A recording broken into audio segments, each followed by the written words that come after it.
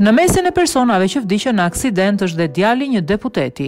Në aksidentin tragjik rrugor, i cili ndodhi sot pasdite në autostradën Shkup-Tetov, ka ndruar jetë dhe Jovica Terpevski, i cili është djali deputetit të LSDM-s Blagojqe Drpevski. Nga raportimet mësohet se numri viktimave ka arritur 13, ndërsa rreth 40 persona të tjerë janë shtruar në spitalet e Shkupit pas lëndimeve që kanë marrë nga aksidenti në autostradën Shkup-Tetov. Këtë e ka konfirmuar dhe Ministri i Shëndetësisë në konferencën e parë për media pas aksidentit. Shkaqet ndonse nuk dihen ende, por raportohet se autobusi i kompanisë Durmoturs, duke lëvizur, ka kaluar mburojën e hekurt në anën e kundërt të autostradës dhe më pas ka dalë nga rruga dhe është rrokullisur në afërsi të fshatit Llaskarc.